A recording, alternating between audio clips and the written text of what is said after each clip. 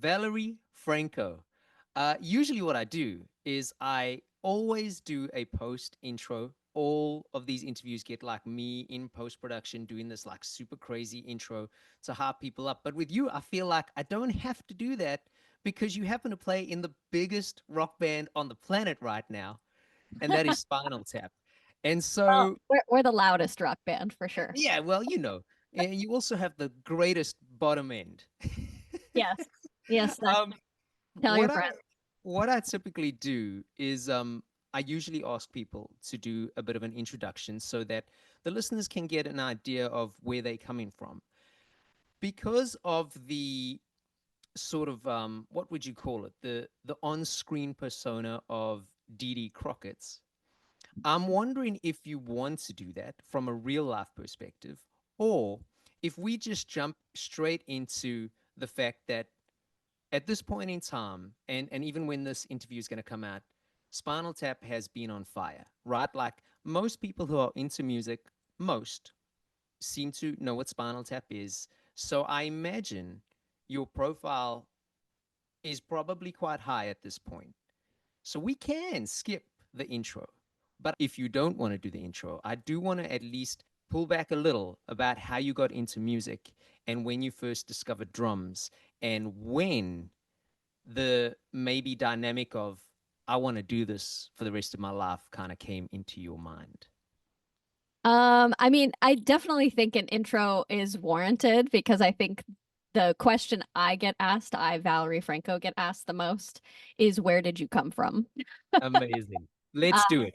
on both sides of the fence, on the comedy side of the fence and on the music side of the fence, it feels like everybody's just like, where have you been? Where did you come from? So I Yeah. think an intro is warranted. And Didi, you can see the movie if you want to see Didi. She's not she's not unlike me. Okay. In fact, I would say, Didi is maybe just an elevated or more exaggerated version of Yeah, me. So that's amazing. yeah. Well, in that case, as strange as it is, so that they understand where you might be coming from today during the course of this interview, tell my listeners who Valerie Franco is. Tell us some bullet point stuff. We obviously don't need your whole life story because we're going to dive back into how you got into music. But some of the things you've done, some of the things you're currently doing, so that they kind of just get a better idea. Well, hi, nice to meet you for anyone listening. This is Valerie Franco. Um, I am from and reside in Orange County, California. Um, and most recently, my credits prior to Spinal Tap are Haley Kiyoko for the for the young queer women listening. Um, and I met my fiance touring for K-Flay. Love playing for K.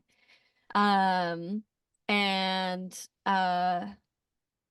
yeah, why am I blanking on everyone I've ever played for right now, of That course. happens to everybody. Yeah, I'm just like, I'm pretty sure I don't have a resume. Um, most recently I started playing with an artist named Iluka out of Australia. That was like literally just this week, started playing for her, so that's exciting. Um, Emmeline, um, I'm just trying to think of like, yeah, recent things. Dea I've been playing with for a long, long time. Love Dea. I just had a stint with Grace Potter. This is all just like within the last like even month. Like I think I've played Crazy. with all of these people. So that's my very, very most recent credits, my very first gig ever. This is a clarity or correction section for specifically Wikipedia because everybody Wikipedias me. I don't know who fed Wikipedia this information, but so much of it is incorrect and or That's amazing. and or inflating the story. So it says on my Wikipedia, um, which this might be an interesting segment going forward, like a Wikipedia corrections, because people are Yeah, like, yeah, oh, she's played with Kylie Minogue and Halsey and Charlie XCX. And I'm like, yeah. that is true. Asterisk, I played with Kylie Minogue once and it was doing something called sidelining, which is miming. So I like played with her, quote unquote. But it was my very first like big industry gig. I was still in college at the time. I was going to a small conservatory in Pasadena, California called LA Music Academy, now LA College of Music. Um, and I got the gig through one of my teachers who was the house drummer at the time, Ralph Humphreys, for anyone who knows that name. You've heard Ralph Humphrey if you've ever watched an episode of Family Guy because he drummed on everything for Family Guy. Um, Amazing. he was the house drummer for Dancing with the Stars. Oh, wow. He put my name in the hat because they knew, for their special like musical guests, they'll have like other bands come in or they want a specific vibe, and she wanted only women in the band. And so I got the call for that. So that was my very first gig, like my very first like professional gig was playing Dancing with the Stars. And he told me, Val, it's all downhill from here. I love this guy. Yeah. He goes, because you just entered the field in one of the most well-oiled machines there is on television. And I will say of all the productions I've been on, Dancing with the Stars is like very on it. Maybe not, it wasn't all downhill from there. He was obviously like Yeah. joking, but he's just like, yeah, you're gonna like from here you're gonna be paying a little bit more dues than just like get on the, one of the highest budget, most Yeah. well organized gigs Yeah. there. Um, so rest in power, Ralph Humphrey. I'll I agree. never I didn't forget even know that. him, but he sounds like a genius. He is amazing. He was one of Frank Zappa's first drummers. Wow. He was the odd time guy, like the Yeah. odd time. If you ever wanted anything like odd time, he was the guy. He literally wrote a book called Even in the Odds. Wow. Yeah, yeah, that's so cool, man.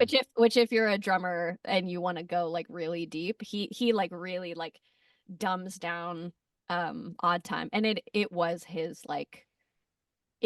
passion to That's cool. do that and to teach that, and he was an amazing teacher. So let's segue that straight into the studying aspects. So, what did you say? LA Music Conservatory? Is that what you called it? LA College of Music now.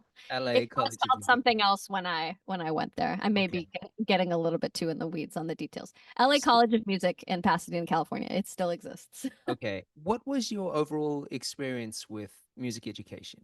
Because I mean, like, I interview so many people, and obviously I play a lot of shows, so I have a lot of the same kinds of discussions. Mhm. And some people seem so like pro music education, and then some are like so anti music education. Mhm. I don't think there's a wrong or right. I think it's one of those situations where both can be right for their own reasons, you know? Yeah. But what was your experience with it? And do you feel that the machine of music education now, because there's so many different facilities that people can go to, do you think it's worth musicians going to those things because they're trying to learn to do music? Or is it worth going purely from a networking perspective? You know, you hear these stories of guys who especially never finish Berkeley, like it's such famous stories, right? You just don't finish Berkeley. But Yeah. like the network that you create Right. seems to be the network that employs you for the rest of your life. What were your thoughts? I think everything you said is correct. And it can vary person to person. I have the type of personality that I do really well in school settings.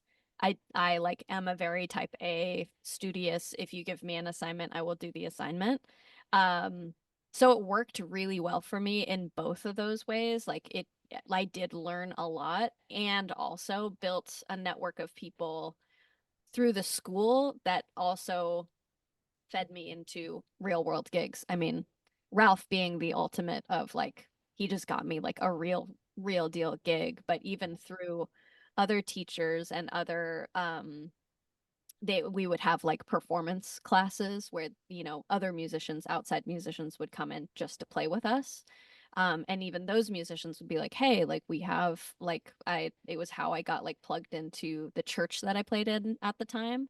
And that was its own little network. So like one thing leads to another, leads to the next thing. um I would say, the caveat of school is the money. obviously. Like in this economy, I would never like steer somebody towards a music school because I'm like, yeah, if you get the scholarship, cool. Yeah. Like absolutely go. Or if you can afford it, absolutely go. Um, I think it's a nice, I think if you have the time and the money to like really dedicate to like this is all that I'm doing, but you can go without, and I'm not being a very good like advocate for my, alma mater. Like I know people that are burning that just played at church or just played in their garage or just, like I think whatever works for you. I think the more I go through like my career, there are no rules to anything. It's just like if you can do it, do it. Yeah. If it works for you to just like find a garage or a lockout to just like jam in, to play songs to. There's so many resources on YouTube. I'm like, if you can't afford real university, YouTube University. Like Yeah. you can figure out how to play any song ever from the most old to the most current song. Yeah. Like there are people putting up covers with multi-cam and people are getting higher and higher production with It's scary.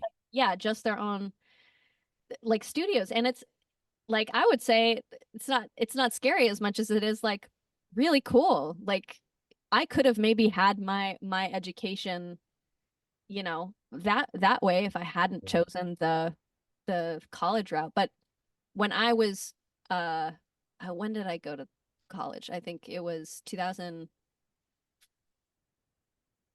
8, I think was when I went to college. Um And that was like YouTube was just coming up. I think the one thing I watched on YouTube more than anything, and probably remains the thing I've watched the most for all the drummers out there, is the performance of Aaron Spears doing Caught Up. Yeah. Again, rest in power, King. Yeah. Like Fine, man. that is one of the number one coolest performances ever in the world. Yeah. Um, uh, and loved Aaron. He's such an amazing person and um a great support. Also I had the opportunity to meet him a couple of times. He subbed for me once, which was like a badge of honor. That's like amazing. like Yeah. to say that Aaron subbed for me. He at the time, this was 2009 2010, I was playing for an American Idol named Allison Irahita, and we were touring with we were opening for Adam Lambert on his very first solo tour post American Idol, and Aaron was the house drummer for American Idol at the time. So Okay. he had already toured with both of them Yeah. in the capacity of being like their house drummer when they did the Idol tours. Um, and I had to like our tour got extended and I was like, shit, I'm like in a wedding, like I can't bail out. And Aaron bailed me out. And to add the cherry on top to that experience, I mean, he was the most kind. And he was just like, hey, do you want these symbols? Like he came on board. He was just like, I wanted to use these for this, but I would love to leave them with you if you like them. And Amazing. I was just like, so I have this like 16-inch pair of, um light hats from him and a 22-inch. I think it's like right over there actually, my 22-inch K dark ride that he left me. So That's amazing. love, love him forever. And yeah, going back to YouTube, like that was the one thing like I watched all of the time, but this was pre everybody being very high production in their own spaces.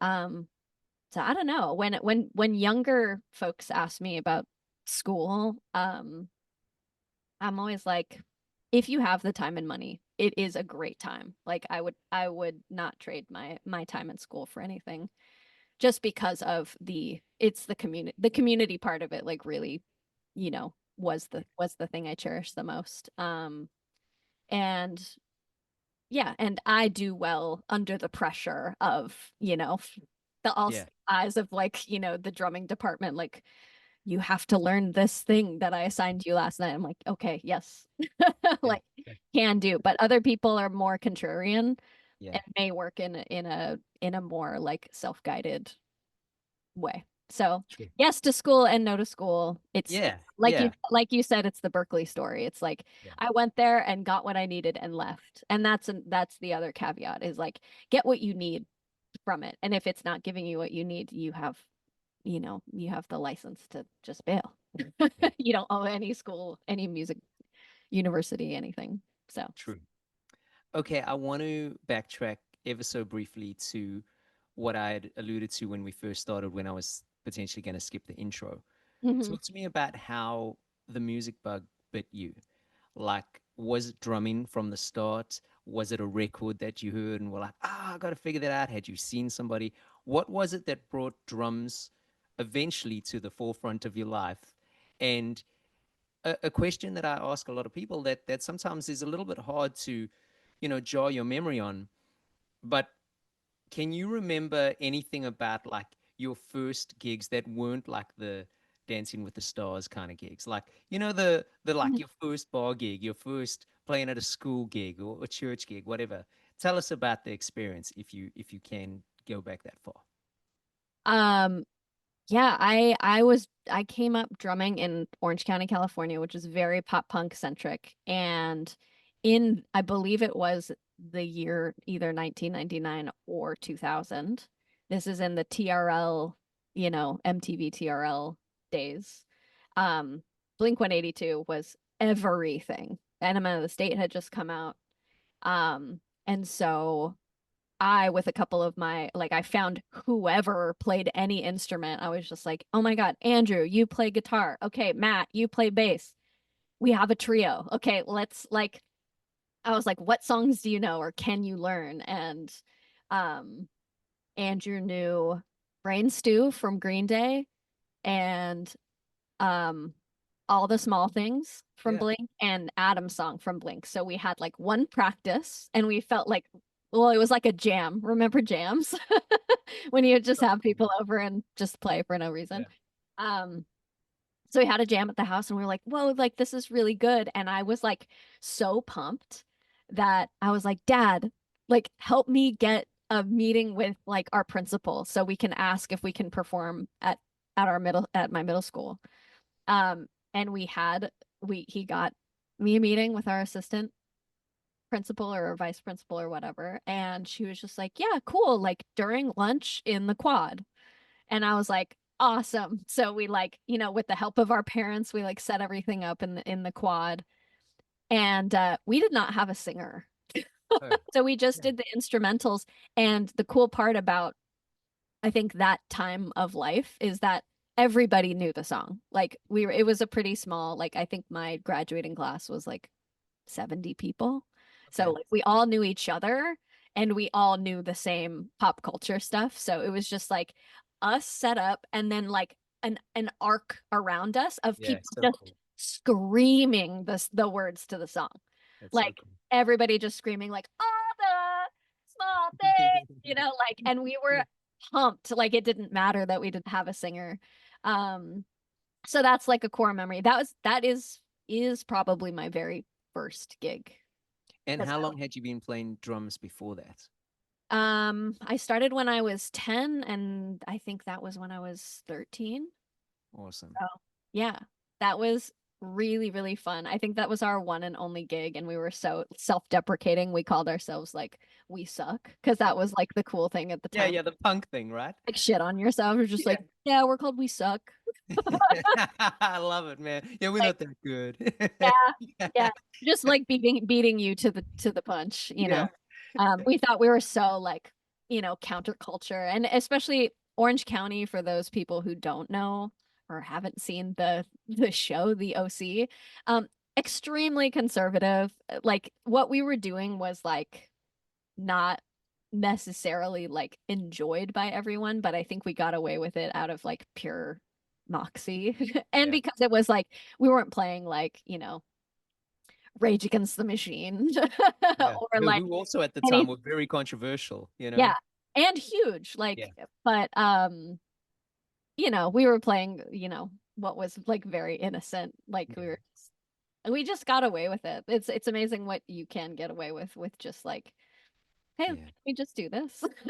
And such a cool feeling. Like even just hearing the story, it brings back memories of my own stories, and like that feeling or that energy or that vibe, whatever you want to call it, when you first get together, and it's like you feel like you're not thinking about all the things that come with a music career. You're thinking like this is just the coolest thing in the world that anybody has ever done, and I'm in it, and it's Yeah, like yeah, it's so cool. Like I think from to add 2 cents into this, I feel like a lot of people get so jaded as their careers go on, right? Like you meet musicians who just hate music and they hate every other musician and they hate gigging, and like you go like, if we could hold on to that, right. like, man, how happy would everybody be? Because I remember being in the garage with my buddies and we sucked. Like, we actually sucked. Like, we really sucked. I don't think anyone could play the same song. Like, and that was the worst part because I was like, let's play Blink 182 or whatever. And this guy knew Metallica and that guy knew some Nirvana. And I was like, well, how do we all play together? Like, no one explains to you that, like, you need to know the same song. So it was Right. fantastic. Okay, so let's like shoot forward. So you've done the middle school performance. Mhm. Eventually, you go study music, etc., etc., etc. Obviously, when you're studying music, there must have been a shift somewhere where you had decided, "Hey, I'm going to do this as a career." Can you remember what that shift was? And when you finish then studying music, what were some of the hardest things to start navigating so that you could actually start forming a career for yourself versus just being like, well, I got this music degree or whatever you land up getting, and like, now what happens? Because I know, again, you hear stories, especially in music colleges, right? Like, these guys think they're going to finish a music college or whatever it is that they've gone to, and they think they're just going to get like a gig with Eric Clapton or something. It's like that doesn't happen. Right. So, what was it for you? Can you remember? Oh yeah, it was a very clear moment. Again, OC, very conservative. From that middle school moment, just like a flyby of what went down. I got cherry picked out of my middle school to join a high school marching band, so I did the marching band thing. And then my very last year of high school in my senior year, I actually quit the marching band. There was some like shenanigans going down that I did not want to be associated with anymore. And that kind of like was the first, real life experience of like, oh, things are things are complicated. And it starts to rob you of that purity you were just talking about and that love. I'm like, oh, you start to see like what politics are involved in like certain decisions, and you're dealing with budgetary things and personnel things, and it's just like, okay, me at 17 should not be having to like navigate those types of things. So I made the decision, heartbreaking decision, to quit the marching band, which I was the drum captain at the time, and Oh, I cool. there was just like so much going on that I was just like, I don't want to be involved in this anymore. Bad teacher, bad administrators. I just bowed out. And then I was like, okay, well, you know, I had a heart to heart with my counselor at the time, and I was just like, hey, I don't know where to go from here, but my teachers say I'm good at writing. And so she plugged me into journalism for um my senior year. So I wrote for the school paper, and she was like, well, like you should probably pursue this because music is not for sure. Music is, you know, um, it's basically she didn't know how to guide me in music, so she didn't. And I sort of like, I don't harbor any like resentment towards her, but I'm like, my poor, 17-year-old self couldn't see how to possibly like make it in music outside of being a teacher, which I was like, I don't want to do that. Like, I want to perform, and no one in my sphere can quite tell me how to make that happen. So I was just like, okay, I'll have like this fallback career then, in journalism. And I did enjoy writing. Um, and so I went to what is, I think, still the number one journalism program in the country, Santa Ana College. It's just like a small community college around here, but they had like a really great reputation. And I started to do that and I was about a year and a half in. And literally, I am not a quitter. I am a follow through person, aforementioned, very type A, very like kind of like rule follower, law abiding person. And in the middle of the semester, it was like a light switch got flicked, and I was just like, I hate this. And I am at the time, I think I was 19 or 20. I was just like, if I hate this now, I'm never gonna love this. I was just like Yeah. stuck in a newsroom all day long, editing, re-editing, submitting. There was always like journalism is rough. I mean, like shouts out to the people, especially nowadays that work in journalism. It is has always been a slog. Yeah. And it was just like, why did I ever give up drumming? Like in that Yeah. moment, it was like so black and white. And so I walked into the administrator's room and I was just like, hey, I'm leaving. And he was like, cool, see you after lunch. And I was like, no, I'm like leaving. Like I'm never coming back here. Um, and he was like, you were like next in line to be editor in chief. And I was like, yeah, I know. Like but I can't do this. Like I absolutely can't. And like sign from God, I like walk outside and the music building is right next to the journalism No department. way. And so I hear people practicing and I literally look at the sky and I go, okay, really? Like this is it. And it was clear as day. And I just went to my I had a private teacher um before that middle school performance. I that that was my private teacher. His name's Evan Stone. He still teaches in Fullerton, California. Um, and Evan was like, called him, went back to him, and I was just like, how do I do this? How do I do this for real? And he, very like Yoda, Mr. Miyagi, was like, I was just waiting for you to say that. And I was like, That's so cool. I like, it's that though, like the lesson of that very moment was ask for what you want. Like ask people for what you want.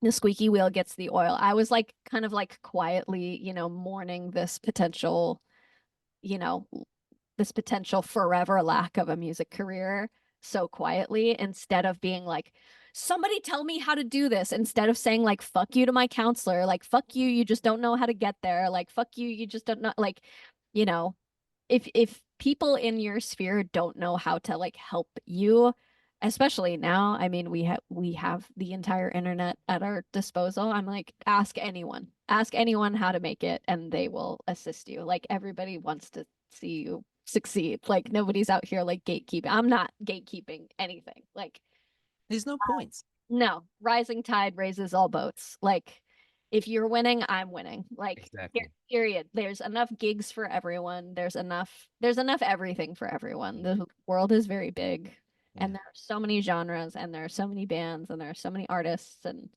Yeah. like there's never a lack.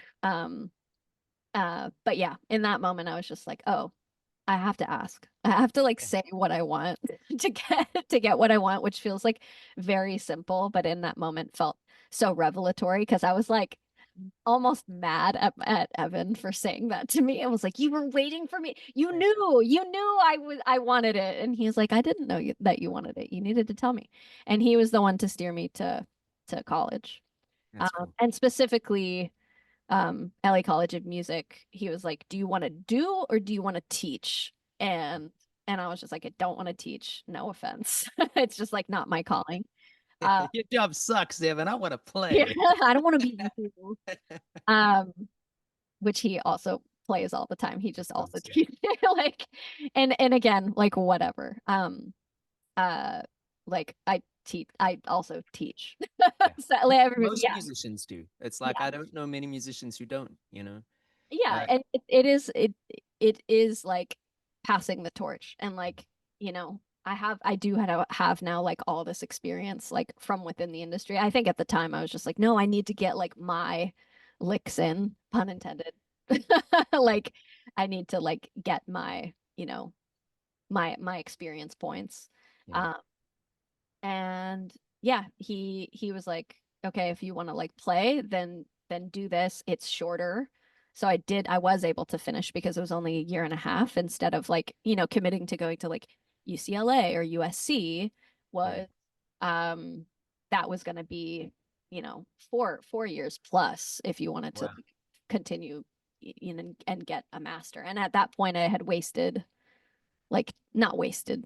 I No, I understand what you I mean. enjoy what I learned from journalism. It taught me how to edit. Yeah. Um, but uh yeah, I had spent time in other places, Yeah. and so I was just like, I need expedience was key because I wanted to kind of like catch up. Yeah, catch up. Um, Yeah. yeah, and so And that was that. to his defense, by him saying, "Oh, okay, like this is what you want. This is I was waiting," kind of thing. Yeah, You can kind of understand as well, because I mean I don't know him, but so many people who are doing music, especially like at a young age, a lot of Mhm. them don't want to do music. Their parents are like pushing them to do music and stuff. So he might have felt like, it's got to come from you. And when he saw that that spark was there, he was like, well, here's what you got to do. So, like, I think that's cool, man. I can just picture him like getting you to do like wax on, wax off and stuff Yeah. every weekend.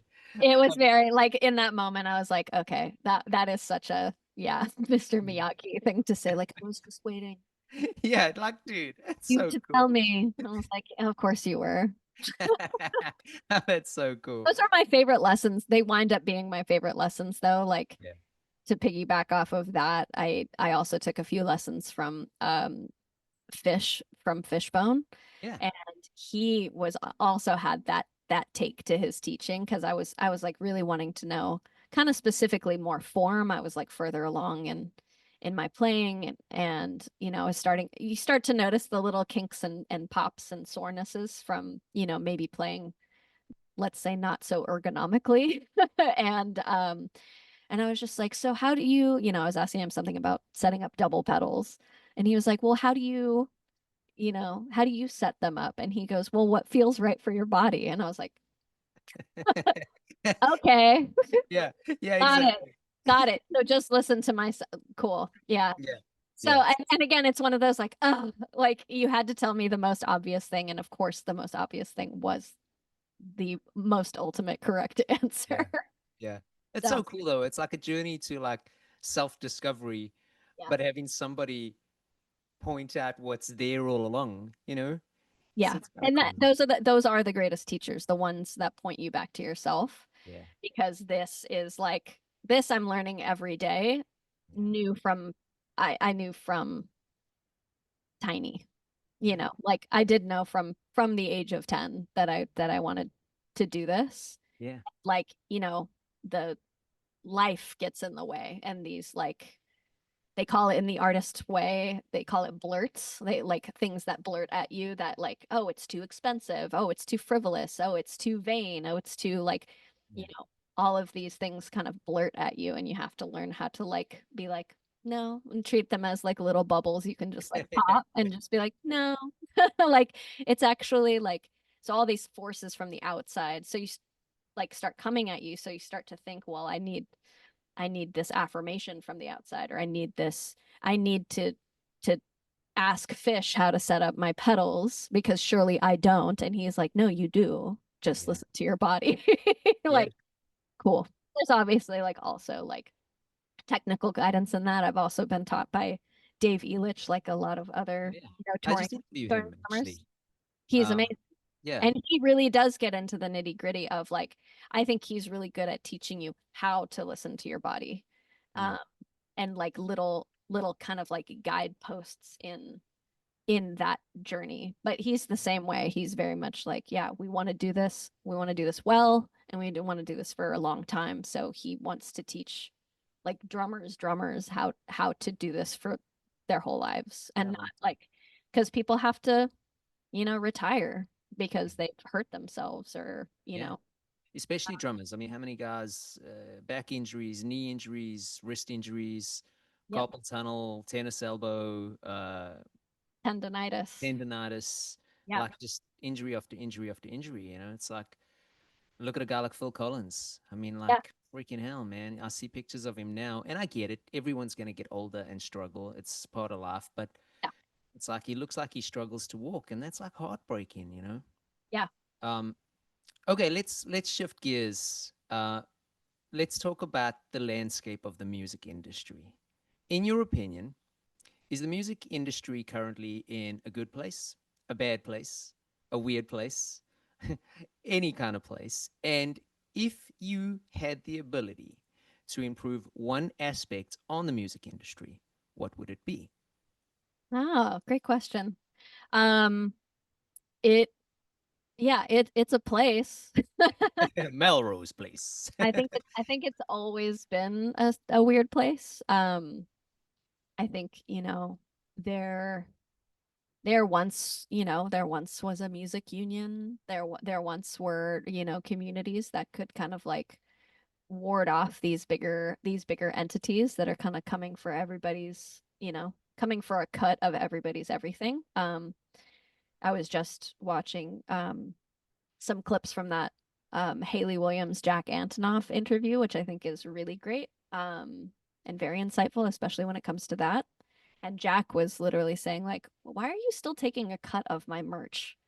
Like, why are these venues taking a cut of every single thing and not giving me a cut of your stuff? You get every cut of my stuff. I don't get any cut of your stuff. Yeah. Um, and I think starting when I started touring in 2009 to now. I think everything got exacerbated during COVID. Um, what I've seen is like, which is so depressing, is the almost obliteration of the like middle class of music. Um, so when you're like, just as I was coming up, things were getting, these things were already starting to happen. Ticketmaster was starting to become a conglomerate with Live Nation, and that merged like halfway through my career. And then you started to see like, oh, okay, like um budgets keep shrinking as my experience is rising, the like costs of everything are going up, and the cuts of everything the artists are getting are lowering and lowering. So like as I'm rising, everything feels like I feel like I've been like plateaued, like in, you know, as far as touring is concerned. I am not saying I'm not grateful. I'm saying what I have seen in my sort of arc of my career is a plateau that has happened and now feels like, because of rising costs of every good, um and by proxy every service, you're starting to see that like people just can't afford to tour. I don't know how many times I've seen in recent years, like how many tours have just been canceled because they can't make ends meet. You're Yeah. lucky if you break even on a Yeah. tour. You're lucky. And that's with you selling everything out Yeah. and doing like, it's not even just selling it out. It's selling it out and doing VIP and doing merch and, like, and of course there's cuts taken out of all of those things. So I think the thing I would change about the music industry is the chokehold that, these monopolies have on musicians, and that from a touring standpoint, it's Ticketmaster, Live Nation. That needs to be, I don't know how that can even possibly exist, because it's a clear monopoly, and I thought those were illegal here. um, so I think they need to be Yeah. split. Um, and that conglomerate is affecting everything. It's affecting the local market. Like, local scenes are suffering because they don't have the infrastructure that, you know, Live Nation Ticketmaster has. So like, you know,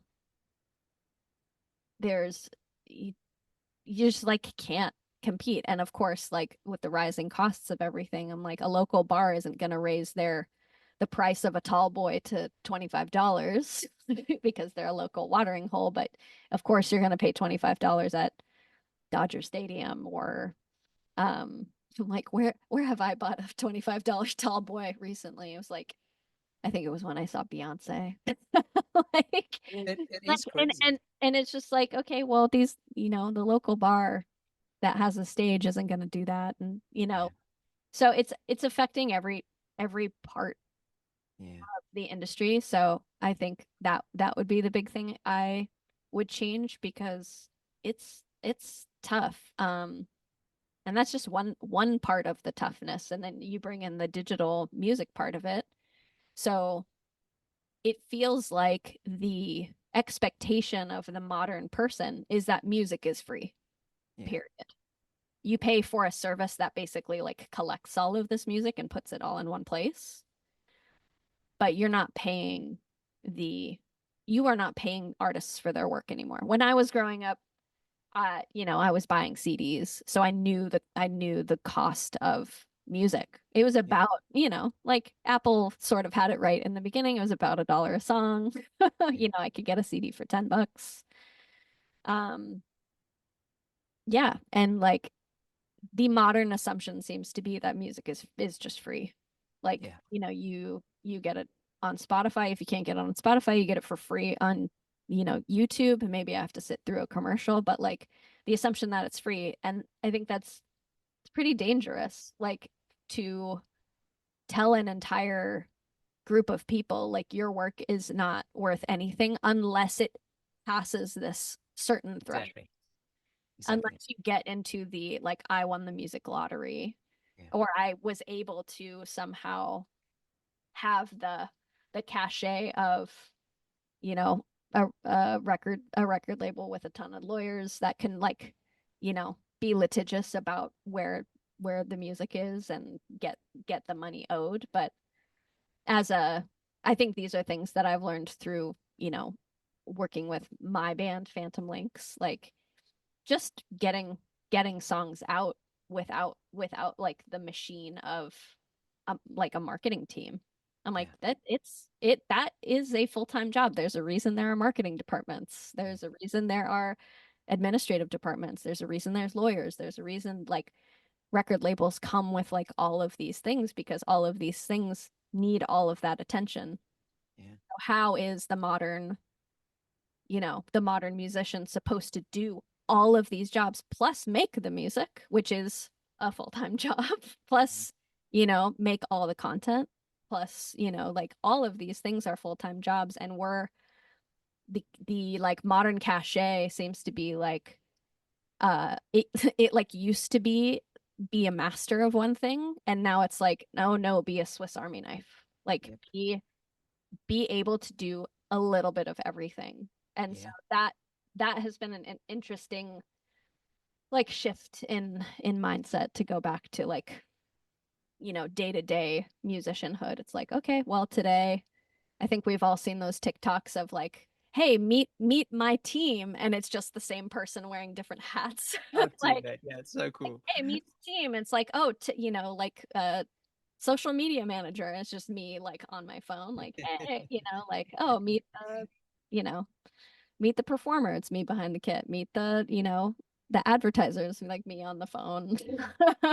um, Yeah, yeah. So yeah, it's a beast right now. But I think, like every other time in music, there has been the pitfalls somewhere. So yeah, I think what we have, to end on a like higher note of this, we have access to everyone in the world. That's yeah, what we have right now that people before us didn't. So that is the bright and shiny benefit of it all. Like, yes, do I have to do more of this other stuff? Yes, but I actually have access to learning all of that stuff. I mean, shoot, if we want to bring AI into this, I can ask AI to be like, "Hey, make me a to-do list," as if I were a record label trying to push a new record, and chat would just, probably line it all up and be like, "Good yeah. job, go get them." That's So, the positive I will say about AI. If you are willing to look past the things that it is doing negatively to the industry, and I mean, listen, the one thing that musicians have definitely proven time and time again is that they are tenacious. Yeah. And so I like to believe that that's true Mhm. and be optimistic and that we're going to all survive, right? That's my hope in life for all musicians. Um, so if you can use AI in that way, super positive thing. Um, to kind of add on to your answer, I do think not to bring money into it too much, but I think where there seems to be a massive fault in the music industry, along with everything you've said, is when you then bring it back to DIY bands who Mhm. maybe don't have that massive machine of a record label behind them, they're still being expected when they are getting gigs, unless they are of a certain level. Like it's like you say, they're either here or they're here. And people seem to forget that there's this whole middle section of musicians Mhm. who are incredible. Like some of my favorite bands sit in this middle section. Oh yeah. Um, Mhm. but they when they do get a gig, they can't get a gig that pays them enough to finance the next gig, or they have to pay to play, or they have to use that money to finance the next thing, because every one of these things that has made music seem like it's not a valuable, tangible thing expect money, right? You pay your distributors to get out there, you pay for social media advertising, you pay for music videos and merchandise and all of these things. And recently I'm involved with the project, and I'm grateful that we recently had interest from two different labels, established labels, not big labels. I'm not talking like Interscope or anything like that, but labels you would have heard of. And Mhm. I was like, well, sweet. Until it came down to the nitty gritty, and the nitty gritty was, we love your band, and we'll do all this shit for your band if you pay us this much money monthly. And you're like, wait, what? Like, No. dude, we got to hand over our masters.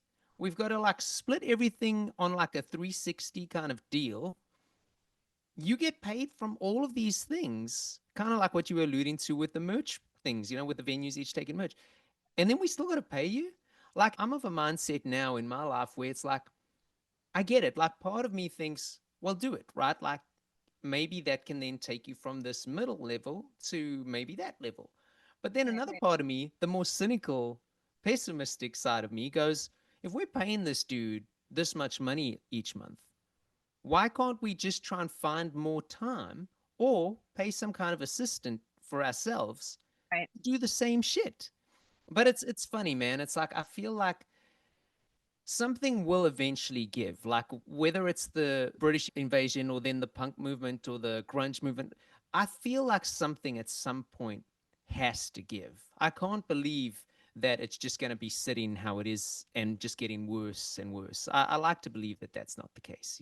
Yeah. And I agree with you wholeheartedly. Like every era is going to have its pitfalls, every era, and it feels like daunting because now we see, oh, we let these kind of beasts get too out of control. But every era has had that to an extent. Yeah, Like, and I would rather like kind of like work through these problems because going woe is me, these problems are these problems.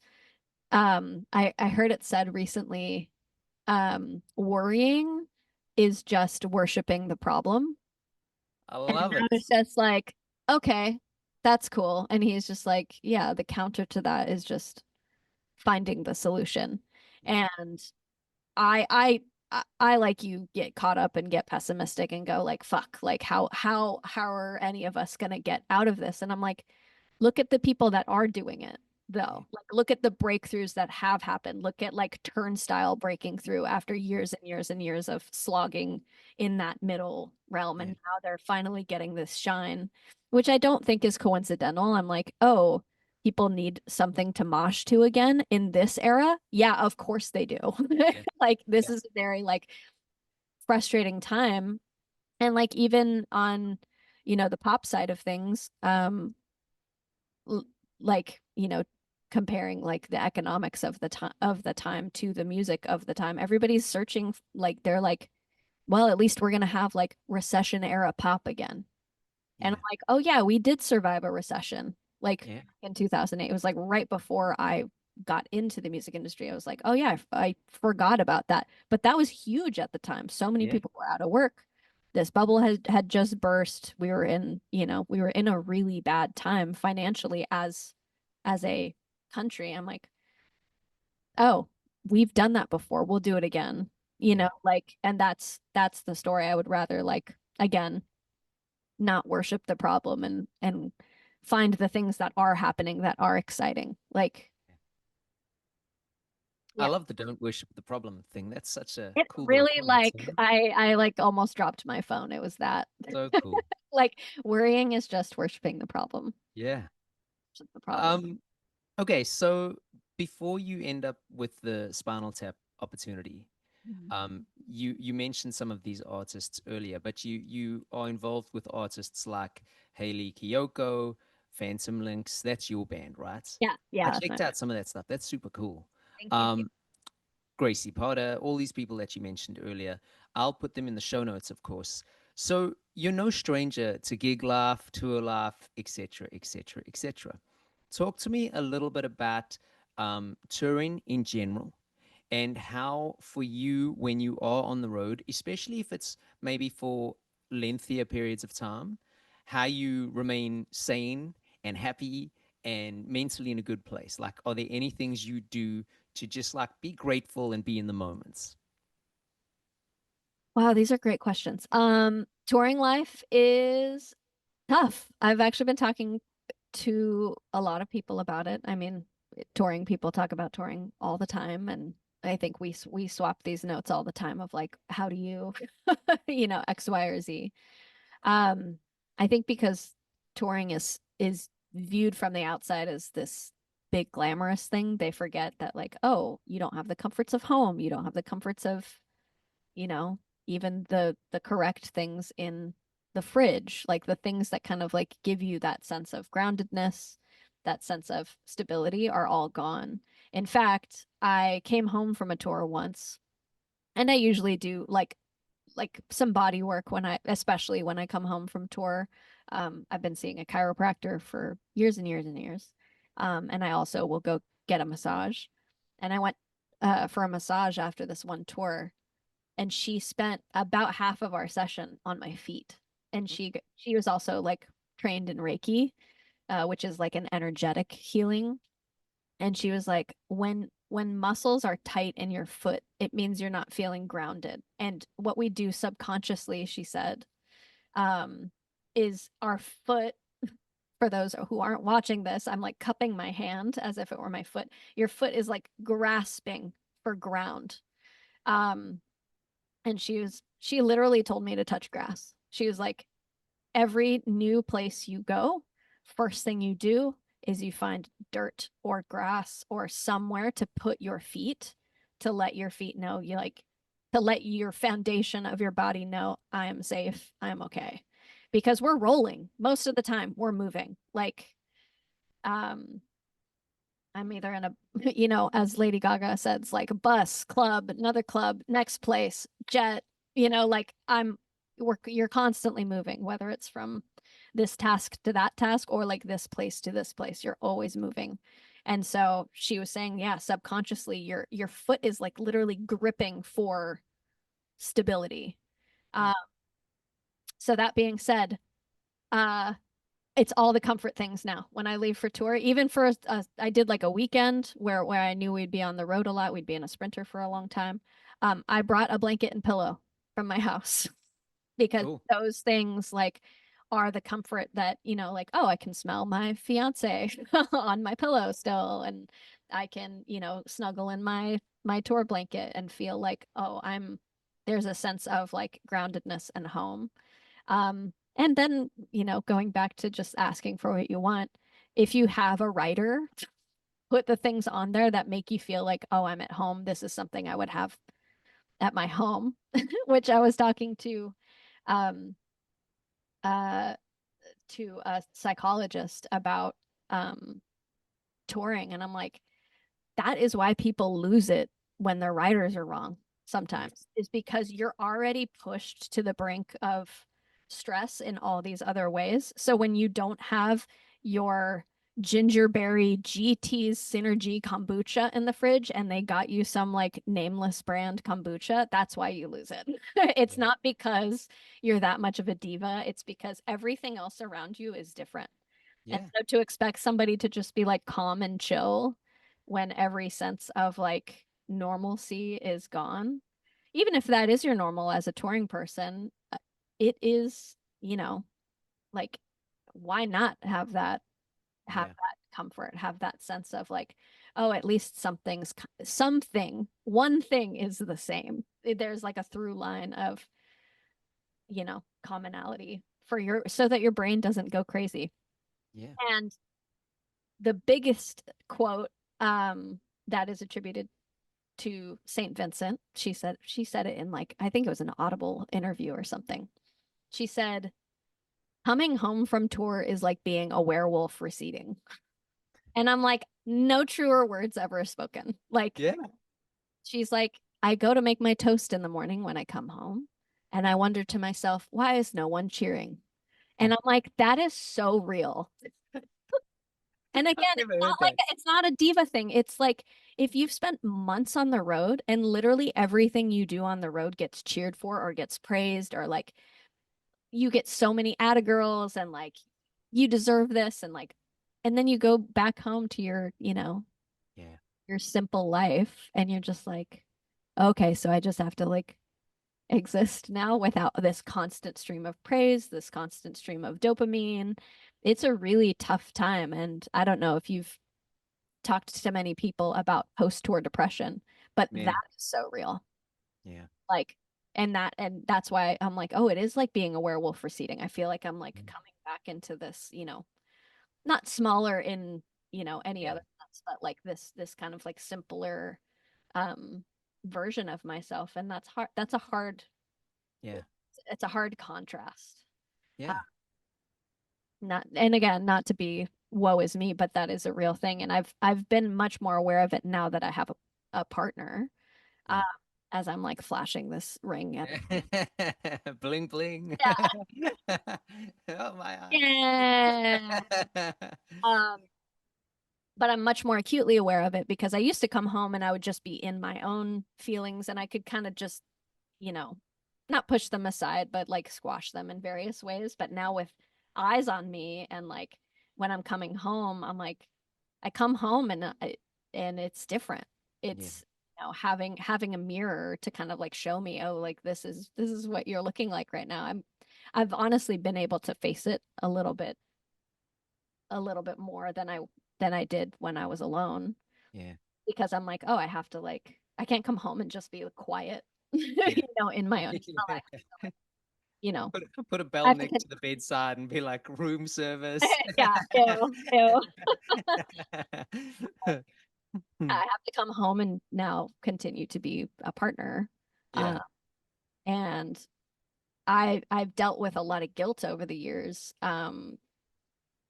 because I know being with a touring person is hard because I've seen it from my point of view when I was single, like seeing these people have struggles, like marital struggles, family struggles, relationship struggles on the road because they're on the road. Yeah. So I've always been like, when I first started dating Annie, I was just like, I am touring. I don't know when this part of my life is gonna end. So gonna be gone. I'm like, it's gonna be like exciting at times, but it's also gonna be a slog and I'm gonna be gone. Um, and it feels like every tour like reveals something else, like some other lesson about ourselves and about our relationship when it's been really good, but um communication is very key and like almost over communicating, You especially have to. if it's been a while, but you know, connecting it um to like Spinal Tap, I was asking Christopher Guest because he's married to Jamie Lee Curtis, and they got married, I think, in '84. I think like when Spinal Tap came out. Um, Jamie saw his picture and was just like, I'm gonna marry that man. Like saw it So like just cool. like a little blurb in Rolling Stone, I think, and she was just like, I'm gonna marry that guy, and wound up literally like running into him in In at the his, picture, was he dressed as Chris or was he dressed as Nigel? I think he had his guitar, and Okay. he was Chris. Okay. Um, but she like recognized him at a restaurant. This can be corroborated online, but um the point is they've been in love and together forever. And when people are together for that long, especially in entertainment, I'm Yeah. like, how? Because I Yeah. know she's been gone a lot and I know you've been gone a lot. You know, you have careers that don't really intersect. Yeah. How did you do it? You have a whole family, you've built a house together, you've done so many things. How do you do it? And he goes, 2 weeks.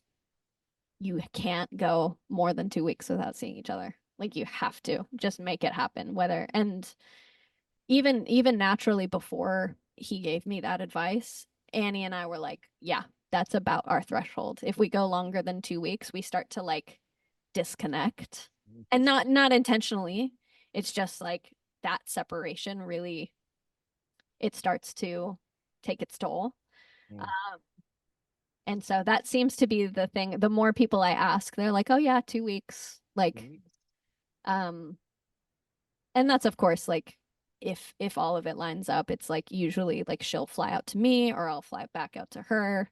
There's usually like some days off to kind of like work with. Yeah. Uh, so yeah, that's Well, so this might then make my next question a little redundant because you may have just answered it. But what, in your opinion, is the hardest part about being a career musician? If it's not that. I mean the partnership part of it is I think it's just the added challenge of like, oh, I'm not just leaving and being myself out here. I'm being myself and I have to continue to also be a partner to somebody who's far away. Um that that I think is the hardest if I had to choose something else about the career musician thing. Um I think it, it's probably the uncertainty. Like with and I'm sure you can relate. It's like I think almost especially after you come off of something that was like life-changing for you, like for me Spinal Tap. I'm like I come to the other side of this and I'm like my life isn't completely different. My life is pretty much the same. I was just in this movie. Like and that's the part of it that's like it's not a lack of gratitude. It's just like how do you again the werewolf receding thing. It's like how do you like if my life didn't change completely after this, like what is going to change my life completely, like um so yeah, I don't know if you have anything to say in those regards, but that it's the when you do the big things, it's like then you come home and you're like what's next question mark that feels like an insane thing to ask after doing this huge thing. And again, it feels like I have to challenge myself and go, okay, this isn't out of a lack of gratitude. I'm super grateful for what I just did. But now I need to look for another opportunity. That feels crazy. Yeah. Um, I don't know well, if I'm making sense. no, no, I'm you're still totally making sense. going through that Yeah. to Yeah. I suppose, I, I got into unmusic related conversation with a guy that I had to pick up something for my wife the other day from this guy. And that sounds so contrabandy. That's not what I meant. Uh, but him and I got talking, and he had said something about the lottery, and I was like, "Yeah, man, I actually knew somebody who won like a shitload of money, like change your life money, only to you know not change their life, and unfortunately, eventually, she lost most of that money. But that's a whole nother story. And so it's like, I think maybe, and I'm just speaking from my own point of view, but I think maybe it's just like maybe these things happen, right? Like you can't be up all the time. You can't be, or you shouldn't be down all the time either. But like maybe these things happen so that you've got the peaks and the troughs, so that you can go, man, that was super cool, and you can reflect back, and then you can have these other moments where maybe it's not as a sort of big thing, but you go, you know what, like this is awesome, like simple things in life, right? Like I don't know, sitting watching TV or going for a walk or stupid things, right? Like, Right. I don't know. Um, anyway, it's not about me, Yeah. it's about you. Well, to that, um, I was watching something. It was about physics. My algorithm is crazy. Like it just That's came up. amazing. But it was like it was also a life lesson thing. And it showed these two, these two like kind of gradient scales. And one of them was just like a straight line from one point to the end point. And then one of them was a squiggly line with a lot of peaks and valleys, like you were saying. And they dropped a marble down down them at the same time, and the one with the peaks and valleys got to the end faster. Interesting. And they're like, this is why your career looks like that. Like you are Wow. going to get to your finish line faster. Yeah. Um, with like that is just physics. And I Yeah. was like, that's interesting. Like that is an interesting perspective. Yeah. Um, Perspective. Fantastic. Yeah. and and it, like if we're talking about pure, experience, like it is so that you can contrast what you just did with the simple parts of life that are also like beautiful and you know and life changing in their own ways, albeit maybe like simpler. Yeah. um Again, feels very going back to like Mr. Miyagi. It's like, yes. Like walk, a walk can be just as revolutionary as, That's awesome. yeah. Let's switch gears, have a bit of fun for a bit. Let's talk Spinal Tap. Uh, Yay. I wore my obviously I wore huge. my shirt. Yeah, I saw that. That's so funny. Firstly, congratulations on Spinal Tap. I thought it was awesome. I'm a huge fan of that movie. I've got a couple questions to ask you in relation to the movie. And you can extend or keep as brief these answers as you like. So let's start with the first one, which is how did the opportunity to be in the movie come about? And what was it like filming alongside legends, firstly, that are Spinal Tap, and then also people like Elton John, Paul McCartney, and Dorothea Taylor? Oh, I love Dorothea. She It's was so, great. so nice. Um, yeah, isn't it weird that that's like that is the question? It's just like you met Dorothea. I She was is like, what? she is in the same league as Paul and Elton, let's be real. Yeah.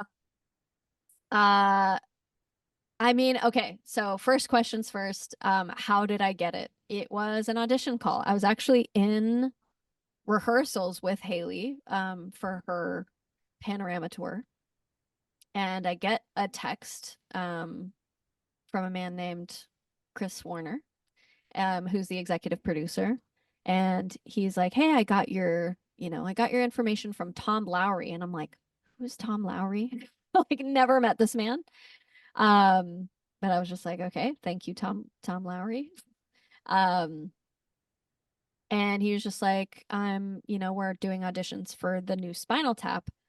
Would you be interested? And in my head, I'm thinking, there's been so many different types of reboots of things. I'm like, what could this possibly be? I'm like, is it they're rebooting it with all women? Is it they're trying to do a new, I'm thinking like every possible spin of like what this could be. I'm like, regardless if it's attached to the franchise, I'm like, I'm in. Like Yeah. I like most musicians are like am a huge Spinal Tap fan, and of course know the treacherousness of the drummer position because all of their drummers die.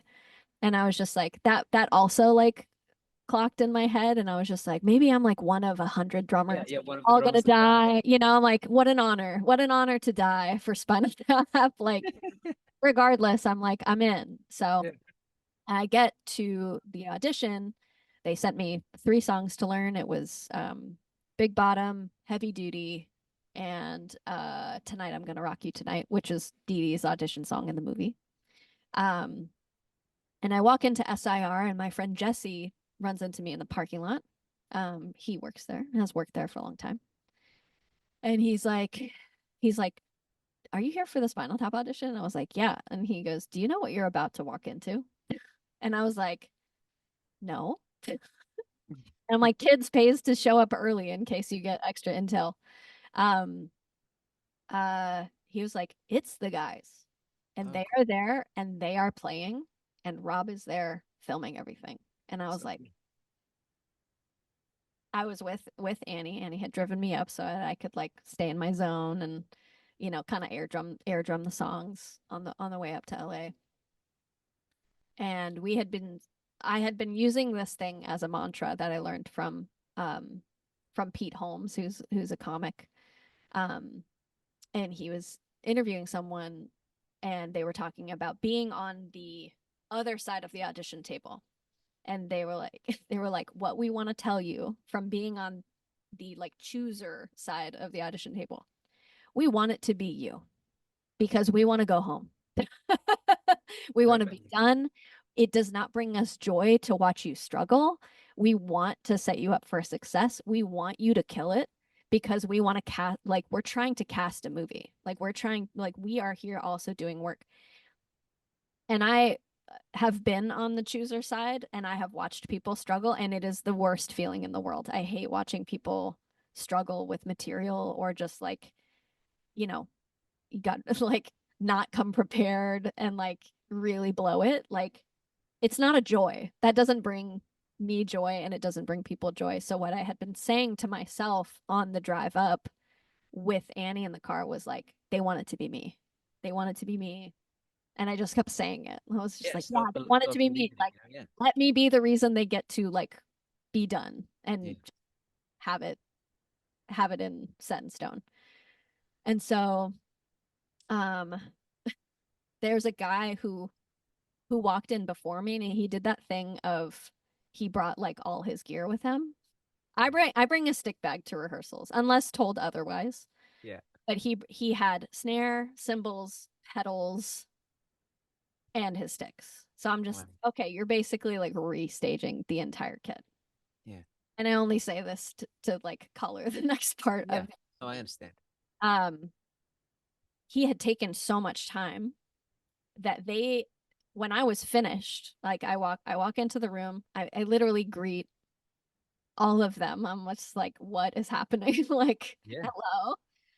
And they're all sitting because they think I'm going to take a really long time, because this guy before me just took a really, really long time to set up. And I'm just like standing, just kind of like listening to them, what they call schnadeling, which is like, just like talking, chit-chatting. And and I'm like popping in their schnadels to like try and like just be fun. And I think I said something to Chris, like, because Chris saw that I was ready, and he goes, "Oh, I'm so sorry, you caught me with a mouthful of sandwich." Like, taking a bite. And I was like, "Mouthful of sandwich sounds like a good album title." Yeah. Yeah. Completely forgetting that shark sandwich had already been Love a thing. sandwich.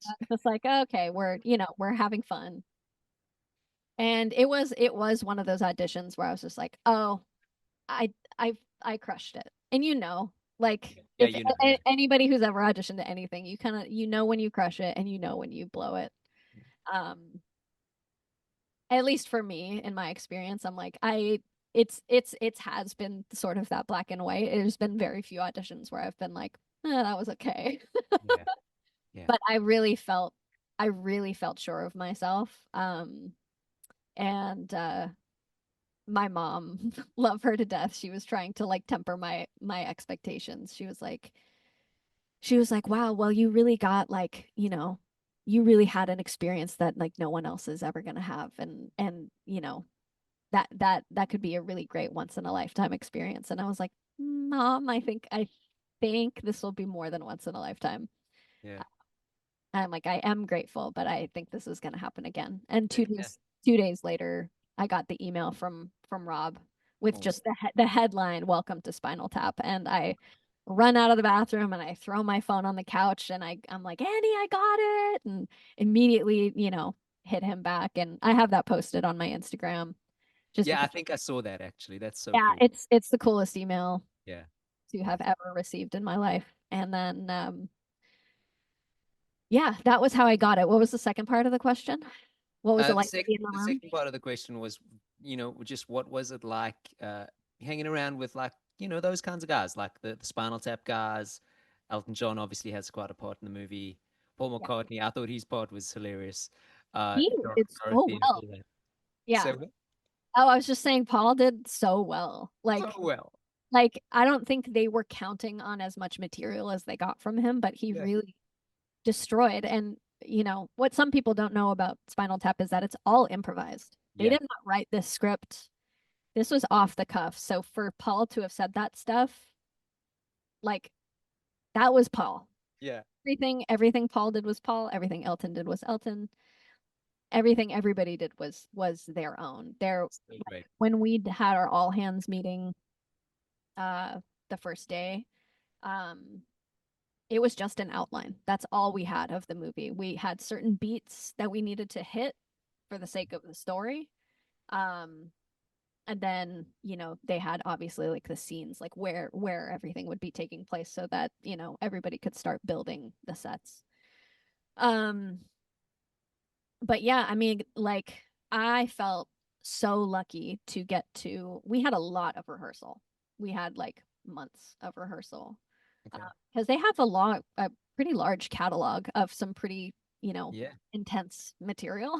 Yeah. Like this is not I'm playing four on the floor, like a disco beat Yeah. every other song. It's like, no, these are parts with very specific Yeah. beats, you know. Um, and I like lived like of course playing with them was a joy because first of all, I didn't come into this even knowing that they actually played and actually like wrote everything. Oh yeah.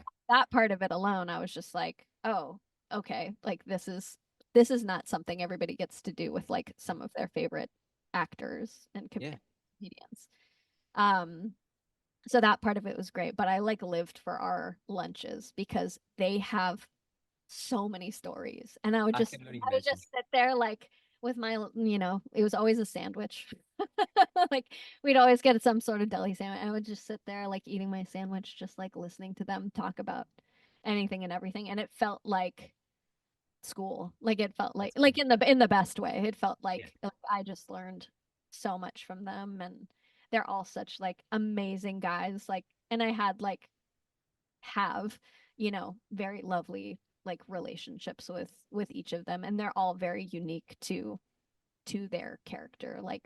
like their human character, not like their characters in the movie, but um yeah, they're just like wonderful guys, and that was that was really my favorite part was just like anytime we got to like eat together. Like of course doing the thing is always a blast, but it was interesting to me that I was just like, oh, I like the in Yeah. between times. It's kind of like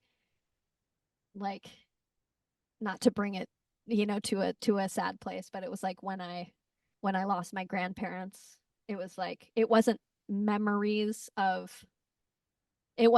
like specific memories of them, but it was like this feeling I had when I was with them. And I feel like that's hard for me to like qualify on Yeah. on a podcast, but I'm like, oh, the feeling of being with them was so just like joyous and lovely, and yeah. And that was like actually something that I said to Chris the last day I saw him like in character was at the IMAX premiere, and I just like burst into tears because I was just like, I don't know when I'm gonna see them again. And I was like, Chris, are we gonna keep getting sandwiches? That's awesome. And he was just like, yes, we'll keep getting sandwiches. That's so uh, cool. but yeah, and like, not only the three guys I was in the band with, but especially when we were in New Orleans, filming, Michelle and Rob Reiner were like my parents when I was there. Like I felt like every other night I was grabbing dinner with them, and um it was like those moments. Like work was work, but I really just like enjoy them thoroughly as people. Yeah. Um and yeah, I'm obviously like super super grateful for that time. I got to have like so much quality time because we were in New Orleans, I think, for a little over 2 months Cool. together. Yeah. Um, and then meeting the big boys, Sir Paul. I didn't get to do anything with Paul other than meet him in the room. Um, because that scene they thought they were going to use the whole band, and then they wound up, making that scene them just working it out acoustically. Mhm. So I was like on set in full costume, just like with my headphones, like watching them film everything. And then all of a sudden I hear like, Val, get in here. And they like introduce me, and Paul just goes, they're like, oh, this is our drummer, Valerie. And he goes, oh, aren't you scared? Yeah, that's the Yeah. stigma, you know. Yeah. And I'm like, yeah, it's a real wait and see. So that was like my encounter with Paul. He was lovely. And the overall like air he carries around him is very just like chill. And I'm like, you're still a blue collar Liverpool Yeah, boy. Like at yeah, heart, in your heart of hearts, you are still just like a lovely man. And he's so fun, like just naturally funny. that's Uh, cool. yeah. So that was the Paul experience. And then my Elton experience. So we, like most movies, we filmed out of order. So the first thing we filmed with Elton was the big concert scene at the end. And I did not meet Elton when I played with him. We just played, we play Stonehenge together, and he comes out as this feature, and like the crowd didn't even know that he was coming. Like this was like a big surprise for like everybody. We had 1,000 extras there, and they were just stoked. They were all like Tap fans. Yeah, We had like a crowd full of like rowdy Tap fans who are being paid to be there and fed to be there, amazing. and then get the bonus of, oh, also Sir Elton John's gonna be here. Yeah, And he, like for people who haven't seen it yet, he like dramatically like rises from underneath the stage with his piano and a big cape, and he like tosses it off, and the moment his hands touch piano keys, it's him. yeah, I'm like, that is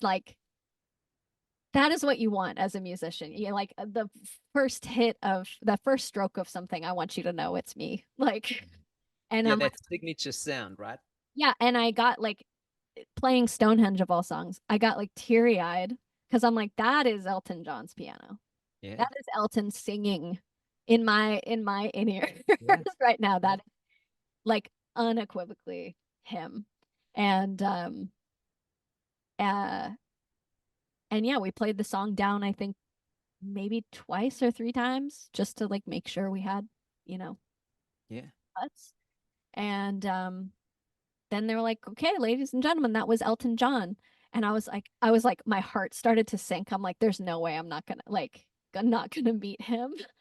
yeah, But I was like, there he goes. And I'm shrouded behind literally an 18-piece drum set. yeah, And Rob comes up on stage, and he sees me still sitting behind the drums, and he goes, did you meet him? And I just like shake my head like, no. And he rips me out from behind the kit and like pushes me it like to Elton, and just goes, this was your drummer. And it was like time stopped. yeah, And all I could hear was like, can you feel the love tonight from the Lion King, and like all my favorite Lion King songs. And yeah, like we would always have Elton John on in the background, like while like on chore days over the weekend, it was like Elton John's greatest hits. So I would have all these like, memories of him from like my past, and then also just thinking about all he's done for the queer community and coming out, and all of that is flashing, and I'm just standing in front of him like looking at him, and all I could think to say was, thank you for everything you are. And I'm just like burst into tears. I'm like, this must happen to him all the time. But he took it very graciously, and he's like, thank you, darling. And he kisses me on both cheeks. And I had forgotten that there's 1,000 extras right, on my left side, and they just roar and Wow. cheer because they saw the whole moment happen. Yeah. That's so cool. And then out of the clear blue, they start chanting Didi, Didi, Didi, and Michael McKean, gets on the mic and he's like, "Ladies and gentlemen, Didi Crocket," and Yeah. Chris shoves me forward. He's like, "Take it." Like, That's so so cool. that whole moment was so magical to me, and we had also just had like um a really fun day of shooting prior to that. So this felt like so many cherries on top. Yeah. like Yeah, like and so cool. So cool.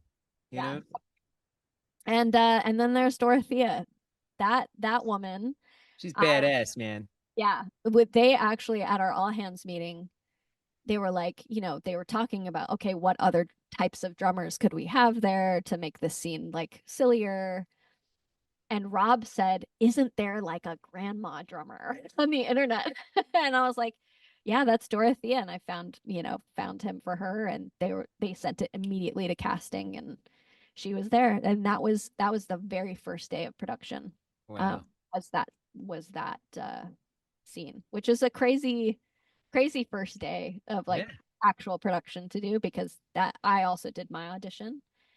And then what didn't make the cut, just because there was too many other like better silly moments, is they put me in a full like mascot costume, and it was just like something they made specifically for Tap. Um, and they also had me audition as the mascot, and they were like, "Okay, now you just did your audition. Your audition is supposed to be the good one. Now you have to play poorly." And I was like, What was the mascot? it was completely bespoke to Spinal Tap because they didn't want to get into any like legal Okay. trouble. They Okay. couldn't make it look like anything in particular, but it Yeah. was like a fuzzy red Muppet. That's all it kind of, it just looked Of like course it was. like a generic red Muppet with like big eyes and a Yeah, big yeah, smile. yeah. Oh, Um, that's awesome.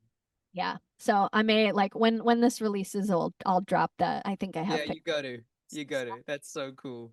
That they had found out because in all of our lunch talks and stuff, I let them know that I worked at Disneyland for uh almost 10 years. And Wow. I, was a particular mascot, Wink, the man. In Disney language, I think I'm okay to say this. Um, it should be fine. In Disney language, they say, "I'm friends with Mickey Mouse." Hey, I'm friends with Mickey Mouse. They mean, very intimate friends. Yeah, yeah, yeah. Almost as if I could see through their eyes, almost like that. Yeah. Anyways, I did that. I played drums as Mickey Mouse for 9 years, and they thought that was the funniest thing in the world. And so they were like, "Oh my God, let's make her mascot." Yeah.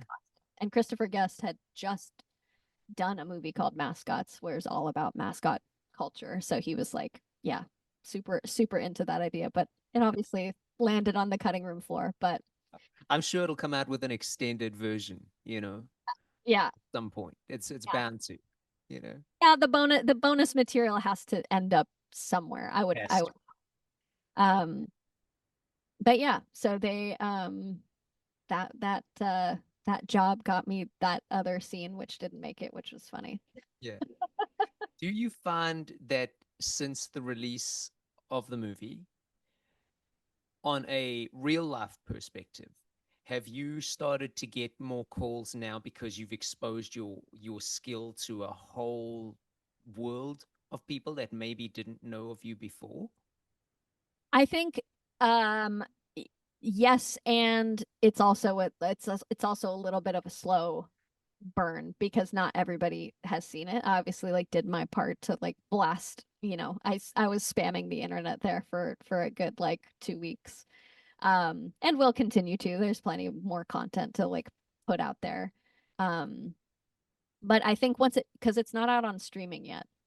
So, and I think that's where most people really see stuff. I don't know many people that um that saw it in the theater that weren't like already, diehards. But I think it is a cult classic. So Yeah, it I has agree. like the cult following, I think, has seen it. Um, but it's not out in the way that 90% of people consume media now. So I think it'll have like another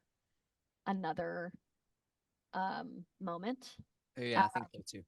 but yeah, that's what I was kind of like talking about earlier of like, oh, you would think it's like, my phone's ringing off the hook. I can't Yeah.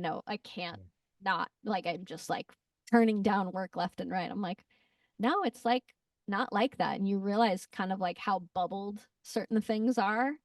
Because some people are like, holy shit, you're rock and roll history. And then some people are like, what's Spinal Tap? Yeah. You realize like, oh, like this doesn't the credits like don't necessarily transfer to everywhere. Yeah. The question I get asked, I think more than anything, is like, do I want to act more? I Because was thinking the same thing. to comics and everybody who saw the movie, they're like, you're an actor. Yeah. You're an actor who plays drums. And even in Rolling Stone, I had to like check my own identity for a second. In Rolling Stone, they had a blurb about me that said actress musician. And I was like, never seen that tag Yeah. in my life. Um, so yeah, coming to grips with that part of it too, because I had a lot of opportunities to show not only that I could act, but that I could improvise. Yeah. And yeah, it's not it's strange because it's not one of those things I never ever saw for myself. But now that I did it and had such a lovely experience doing it, I'm like, oh, this is when I guess you get an agent. Like which also going back to like how tough the music industry is, I'm like, there are not as many agents in the music industry as there are for actors. Yeah. With Yeah. actors, I'm like, I know people that are like teeny tiny who have agents working for Yeah. them. I don't think any musician in at least not in my circle that I know of has an agent for Yeah. themselves. Yeah. So to the thought of having representation, I'm like, that sounds nice. Yeah, and it could come back to even help your music career because Yeah. they might not that you need to be typecast, but they might see you as, well, this is Val, she acts in drums. And anytime a role for any kind of drummer becomes available, boom. Versus like these cold calls of, oh, we need 10,000 drummers to come audition for something. Well, we've already got someone who's got experience. It's like it could be it could be a real blessing depending on how you look at it. Some people would be like, oh, I want to be more than that. But like, what an opportunity. What an opportunity. Oh Incredible. yeah, it's all a giant blessing. It is just it's proof, I think, of how wild this business is. Yeah. Is because the thought would be like, oh, well, you got this thing, therefore you're clocked into work forever. And Yeah. it's like, well, I'm like here to tell you like my like not that, things aren't happening and, things aren't in the works, but it's that immediacy that you kind of like envision for that. Like, oh, it's out. Like people saw it, people loved it, and that's it. That's, like I'm all set. Yeah. Like my life is pretty similar to like before the movie came out. And I'm grateful like to every single new follower that I got through it. And I'm grateful to like the calls that I have and the congratulations that I've gotten. I'm grateful to you for calling. And it's again not out of this sense of gratitude. It's just it's kind of like unprogramming my own thoughts about what fame, quote unquote, looks like on a day-to-day basis. Because what I see of fame or like success is really you start to learn, oh, it's really a smaller part of it unless you're like really at like the apex part Yeah. of your career. Yeah. um and I still have, like projects that I still have Phantom Links. I still have like other projects that I'm working on, and I'm grateful for all of it. It really just is like a little bit of a mind fuck. Yeah. And I was talking to um I think, yeah, I was talking to one of the producers and he's like, "Oh, the humble pie moment hit you, huh?" I love it. And I was just like, "Yep, the humble pie." And he's just like, he's like, people ask me all the time, like, what's it feel like to be like a famous filmmaker? And he's like, it feels like my normal life. Yeah. Like it feels like my day to day. And I'm just like, that is that thing that we were talking about before, like the ups and Yeah. downs. And I wouldn't even consider this like a down moment. It's just like you can't possibly be busy constantly. Like Yeah. there has to be, like, even the busiest of stars go home to something Of somewhere course. at some point. They take a break. I mean, like, you know, if we were to use somebody as an example, maybe it would be like Adele, who is like actually an artist who has learned to take breaks for Yeah. herself. Um, she goes home somewhere, she stays home. Or the ever elusive Enya. I always wonder about her. I'm like, Oh, have you read could. about Enya? She's fascinating. Is she? Fascinating. I know she lives in a castle. That's Yep. about all I know. A castle in Ireland? Yeah. Hasn't made like a public, sorry, that's my dog. No, Hasn't made a public appearance like concert wise or anything in like, I'm gonna have to go lead him out in a second, but I'm gonna finish this story. Um, hasn't made a public appearance in like 18 years. Lives in this castle with like, I don't even know how many rooms, doesn't have like staff. She's just there. She wants to be out of the limelight. Like, hasn't even ever toured an album. Yet it's like one of Ireland's biggest selling artists. It's fascinating. she Um, had, the 90s in a chokehold. amazing, huh? Can you? I still reference her. Like I we wrote a song with an Enya sample in it. Oh wow. We'll see if we get any clearance for it. Yeah. Probably not, but It's gonna uh happen, man. She's yeah, sitting in the castle signing off those licensing fees. yeah, I hope so. Like to use to get to use an Enya sample in like a, an emo pop punk song Yeah, is dream. yeah. Um, well, Val, listen, I've got like two, maybe three more questions for you. All right, let's And go. the one that I'm going to, provided my dog doesn't blow up the audio here, the one that I'm going to start with is slightly in relation to what we were just talking about. And that is, I recently had a comment on a YouTube video that relates to this channel.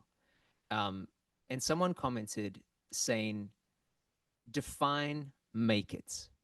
So Uh, now that you've had, not that you hadn't, so please don't take that as weirdly as it came across, Yeah, yeah, yeah. but now that you've had like this huge moments, and even if you hadn't had that huge moment, what for you as a career musician defines success? Wow. Um, Define make it is such a beautiful question. There's a couple of things that come to mind. And they're a bit cliche. There's two things I want to say. Number one, Haley's mom, Haley Kiyoko's mom, is a famous figure skater named Sarah Kawahara. Love you, Sarah. Um, and she has great industry advice almost all the time. It's like every word she says is like just like a nugget of wisdom. Like she'll text Haley on the road, and Haley will be like, "Okay, you have to look at this text from my mom." And it's just like it's always like a mic drop, like really great piece of advice. And one of those texts that she is just like, "Just read this, Val." She goes, "The journey is the destination." And I was just like, okay, it's cliche because, like Right. it's like everything people say on their deathbed. It's just like, oh, like it was I learned it was all about the journey. Like, and it's cliche for a reason because it's right. Like the journey is the destination. And I think that is what that is sort of like the blessing we get to give to people as musicians, especially on tour when you're creating like live moments for people, is you're bringing people into the present moment, which is like for I think most people, I think they'd agree, like not the place where they've made it to, but it's a point along, along the way to the destination. Um, is it John Lennon that has that quote about like life is what happens while we're busy making plans? Yep. Um, it's all of that, it all kind of comes back to like the now, like this present moment. Like if I can build something that brings you into the present, like that is what it is. That is what making it is. It feels so esoteric to like try and like I feel like I'm trying to like take a cloud and like pull pull it down, No, not at pull all. it Not at down all. and define it, because making it does feel like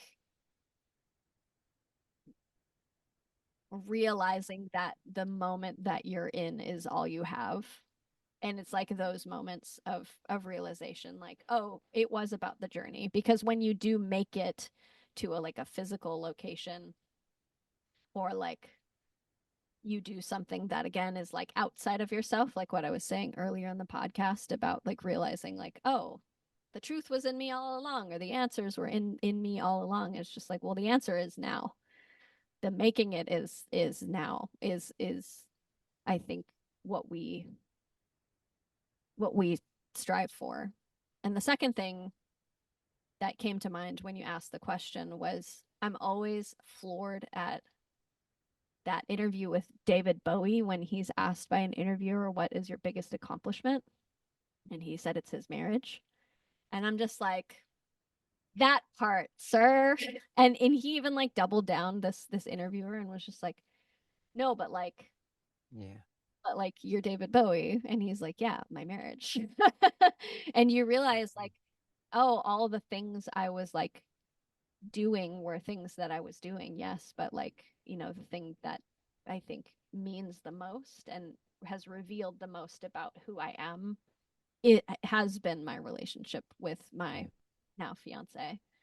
Yeah. Um, and you don't think it's going to be that, but that's like the beauty of the journey, right? Is like you think you're on your way to something over here, but then life takes you here and you end up learning these other things. But I think it's maybe a very unsatisfying answer, but it feels like making it feels like when you are in the moment. Like when you're in the moment and everything's great. Like I made it when I did that middle school, Yeah. that middle school, I had made it. Like as Yeah. far as I was concerned, that was the biggest thing in my world was my school, and I played my school. Yeah. And I had the best time, and I had all my friends screaming the words of all the small things around me. I was in heaven. And That's so I'm cool. like, if you can somehow get a grasp of heaven here at any moment, you made it. I Whether that couldn't agree more. in music or outside of music, or I think music has the ability, is unlike anything else, and it can, because of sound waves and because of lyrics and melodies and all the science behind it, and all the, if you go there, all the magic and spiritual power behind it. I think it has the ability to pull us into presence. And I think presence is what I'm going for. Like the more I do this, the more I'm just like, no, just like be Yeah. here right now. um Totally. that's making it to me. And again, to whoever asked that question, I'm like, that might be the most unsatisfying answer, because you want something tangible. Like even me, I'm like, oh, could I say something tangible? But I think But it's not that black and white. it's, It's yeah. not that black and white of an answer. And music in itself is not black and white. You look at just the different journeys, and that's such a great answer from David Bowie because I'm busy reading the Elton John book, by the way. Oh, Um, cool. and he says the same thing. I mean, I'm about to finish it actually, but he's done bigger things than like any other artist in history. And he's like, greatest accomplishment is his marriage and his kids. And you go like, there you go, man. So like, Yeah. just I think it's a great answer. Be in the moment, be present, enjoy the ride. Yeah. Okay, last question. What do you think has either been the best piece of advice you've ever received in regards to your music career, or or additionally, what is advice that you feel you could offer up and coming or established musicians that might help their careers? Okay, say it one more time. Okay, so you got options. You can either do both or you can do one. One of them is, what is the best piece of advice you've ever received in regards to your music career? The other is, if you can't think of a piece of advice that you've received, what is something you've learned along your journey that might serve as good advice to another musician? Okay. Best piece of advice I've ever gotten. I mean the Sarah Kawahara quote is up there. The journey is the destination. Um, but specifically in regards to music, the best piece of advice I think that I go back to about every part of music is if it sounds good, it is good. Um, I was really, especially when I was like, highbrow music school girly, I would like, you know, I would just go to shows with like a notepad, like ready to like, oh no, like that was bad. This was not it. And I was having a private lesson with my teacher Gary Ferguson, who played with Cher and has played with Stevie Nicks and Olivia Newton-John, um and I picked him as my private teacher because he was like the rock guy. And he's such a like a beast of a guy, like 6'10" surfer dude, like just when he plays like the most basic rock beat, you're just like it's like so moving because he's just like in it. um and he's like, well, Val, and again, very like surfer attitude, like classic, west side California guy. um he was just like, if it sounds good, it is good. Like, you don't need to, like, if you close your eyes and it sounds good, then it is good. It doesn't matter how it's being played, what it's being played on, who is playing it. Um, it doesn't matter. Like, if Yeah, it sounds good, it is good. Just do it. And like, because I was in the weeds of like, again, like, what's the best technique and what's the best, this was like in my exploratory era of like, okay, what's the best sounding drum head and what's the best sounding drum and what, like trying to pick apart like every tiny minuscule thing about it. And he just zoomed it all the way out because I was like way too zoomed in way too close. And he was just like, if it sounds good, it is good. It doesn't matter. And yeah, I go to that when it comes to like physical gear. Like if I go and there's a dumpy like drum set somewhere, I'm like, okay, doesn't matter. Like we're yeah, gonna make it sound good. It, like eh, to like like us like if we want to go all the way to like maybe possibly the most important, like who is playing the music. Like, close your eyes. If it sounds good, it is good. yeah, It doesn't matter, you know, to people um that are playing with like weird technique. Like, I remember that was the thing I would dog on people. I'm like, oh, their technique is terrible. It's just like, who cares? Why is that ever a thing? Or like, what, you know? And there are things to be said about, like performance or entertainment value, but like I think when it comes down to it, especially when I get in the weeds of like now I'm working on more of like the production side of music, and like you're getting into like plugins and like it doesn't matter. It really doesn't. And there's a lot of debates happening about in songwriting as well, like about the validity of songs who have 16 songwriters versus a song with one or two. yeah, I'm just like, does it sound good? Is it a good song? If and let's put it contrastly. Let's say, a song that had one writer all of a sudden has 16. And I don't know if this song has one or 16 writers, but let's say it's, Crazy in Love by Beyonce or whatever. Would it matter to you if it had one or 16 songers? No, it's a good song. If it Yeah. sounds good, it is good, period. Regardless of how you get it done. Yeah. Um, yeah. And I feel like I come to that as like a North Star pretty constantly when it comes to like music making or Yeah. performing. I'm like, if it sounds good, it is good. It doesn't matter. Nothing else matters. So It's great advice.